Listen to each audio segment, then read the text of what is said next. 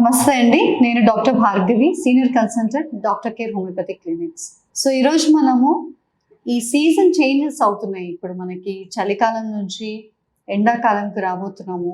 And ఈ టైంలో పిల్లల్లో కానివ్వండి, పెద్దవాళ్ళలో కానివ్వండి, ఇమ్యూనిటీ తక్కువగా ఉన్న వాళ్ళకి జలుబు, దగ్గు, జ్వరాలు రావడం, లేదంటే ఇప్పుడు మనకి బాగా చికున్ గున్యా, డెంగ్యూ, మలేరియా, టైఫాయిడ్ ఇలాంటివి రావడము. దాని నుంచి బయటికి రావడం కూడా యాంటీబయాటిక్స్ వాడినా కూడా, మందులు వాడినా కూడా వాళ్ళకి తగ్గకపోవడం, దాని తర్వాత వచ్చే కాంప్లికేషన్స్‌తో సఫర్ అవ్వడం. అంటే కాఫ్ స్టార్ట్ అయితే ఆల్మోస్ట్ 2 వీక్స్, 20 డేస్ లేదా 1 మంత్ వరకు కూడా కాఫ్ తగ్గకపోవడము.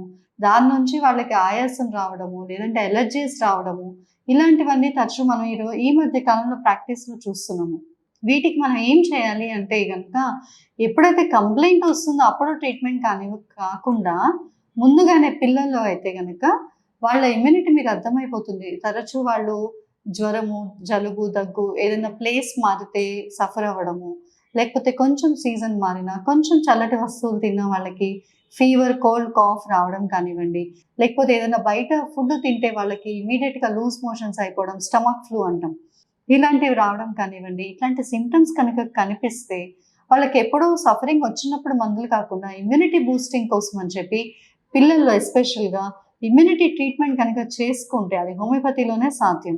సో సైడ్ ఎఫెక్ట్స్ లేకుండా, ఎటువంటి కెమికల్స్ లేకుండా వాళ్ళ ఇమ్యూనిటీని, గ్రోత్‌ని బాగా బూస్ట్ చేసి వాళ్ళకి ఇలాంటి ఇన్ఫెక్షన్స్ ఏదైతే పాండమిక్స్ కానివ్వండి, లేకపోతే స్పోరాడిక్ ఇన్ఫెక్షన్స్ కానివ్వండి, సీజనల్ ఇన్ఫెక్షన్స్ కానివ్వండి, వీటి బారిన పడకుండా, దాని నుంచి వచ్చే కాంప్లికేషన్స్ వాళ్ళకి అవ్వకుండా, తరచు యాంటీబయాటిక్స్ లేకపోతే సర్జరీస్ వరకు వెళ్ళకుండా, ఈ టాన్సిల్స్ కానివ్వండి, అడినాయిడ్స్ కానివ్వండి, ఇలాంటివి సర్జరీస్‌కి వెళ్ళనీయకుండా మనం ముందుగానే వాటిని ప్రివెంటివ్‌గా అండ్ క్యూరేటివ్‌గా వాటికి మనం ట్రీట్మెంట్ చేసుకోవచ్చు.